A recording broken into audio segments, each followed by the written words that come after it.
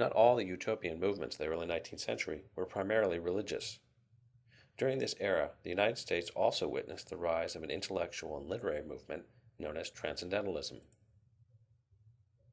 The Transcendentalists, who included prominent figures such as Ralph Waldo Emerson and Henry David Thoreau, rejected what they saw as the artificial materialism of American society in favor of an intuitive spiritual relationship with nature.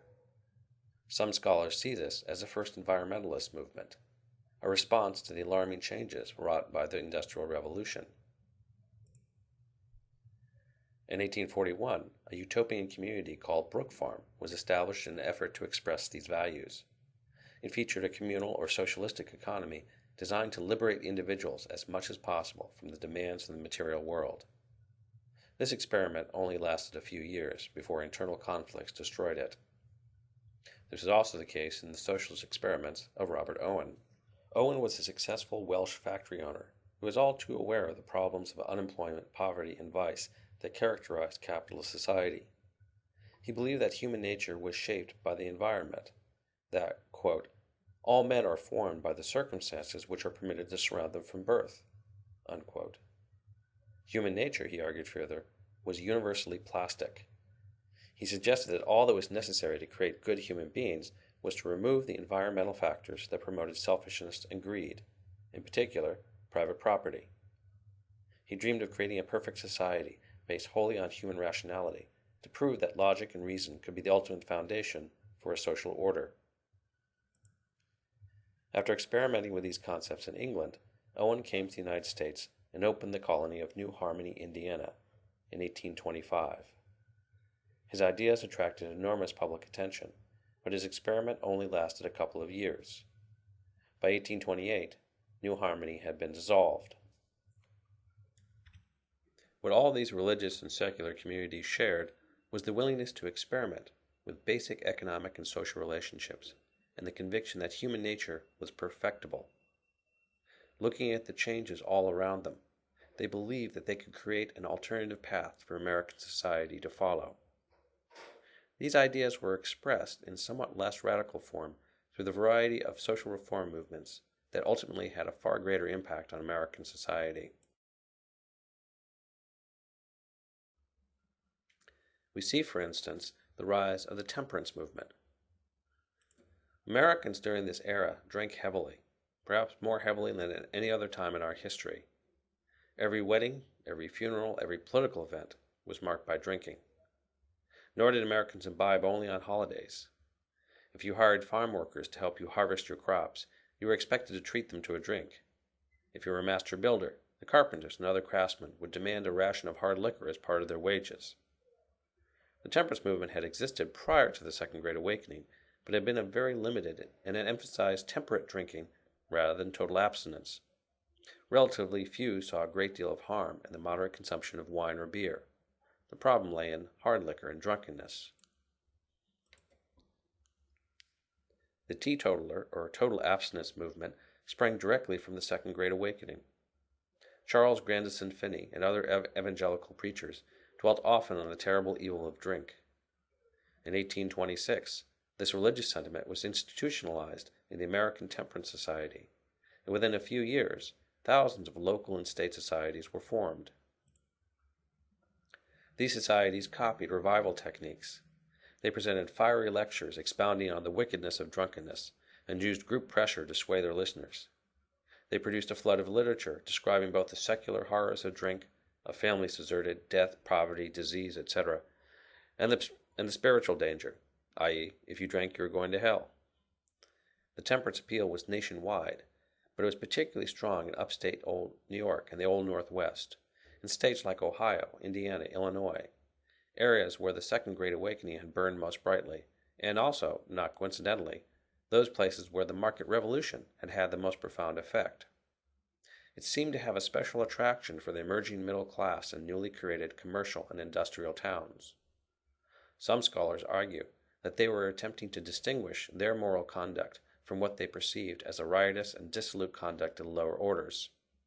Other historians have suggested that this movement reflected an effort by this new middle class to exert social control over the working class, to control their behavior so they would become sober, industrious, and obedient workers.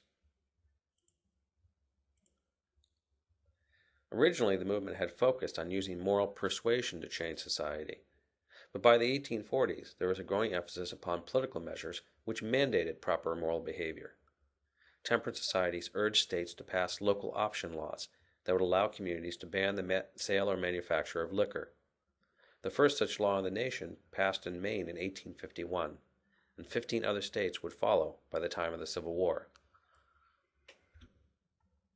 The temperance movement sought to promote a new, more orderly society based on ideas of self-discipline and self-improvement. These themes appeared as well in the campaign to reform prisons and insane asylums. Traditionally, these institutions had operated on the principle that human nature was fundamentally unchangeable. Prisons were designed to prevent criminals from committing evil acts through fear of punishment, rather than any hope they could truly be changed. Likewise, asylums usually just warehoused the insane, seeing their condition as fundamentally incurable. Reformers like Dorothea Dix, however, believed that people could be changed, that they could be perfected, that prisons could rehabilitate people so that they were no longer criminals, and asylums could cure insanity. Again, you see the fundamental faith in human perfectibility, that you did not have to simply control man's evil nature, that you could actually change it. The movement for public education is another example. Prior to the Revolution, only New England really had a tradition of public education at the local level. In the early part of the 19th century, Massachusetts became the first state to mandate a system of schools funded entirely by public funds, and in 1837 it introduced the first state board of education, which set up a system which included the uniform curricula, the grading of students into different classes, and teacher training. This ultimately would become the model for other states, although public education remained heavily concentrated in the North rather than the South. This system was supported by prominent civic leaders for a number of reasons. Industrialists recognized the importance of having literate employees who could handle complex machinery, and they valued the habits of self-discipline which accompanied education: punctuality, industry, reliability. Others felt that through education, the United States could avoid the kind of class society which characterized Europe. Horace Mann, the secretary of the Massachusetts Board of Education, observed that education was, quote, "the great equalizer of the conditions of men, the balance wheel of the social machinery. It does better than to disarm the poor of their hostility towards the rich. It prevents them from being poor. Nothing but universal education can counterwork this tendency to the domination of capital and the servility of labor." Unquote. This was the opinion not only of middle-class reformers like Mann, but also many working men themselves. In the 1830s and the 1840s, educational reform would become a central issue for many working-class political and social movements.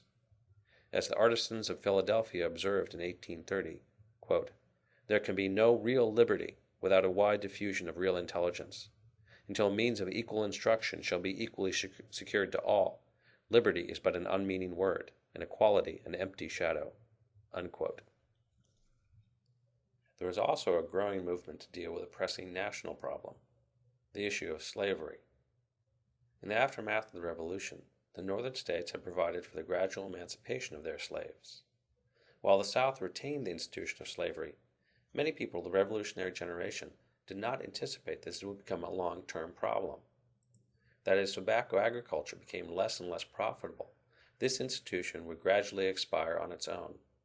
Instead, the invention of the cotton gin revived Southern slavery.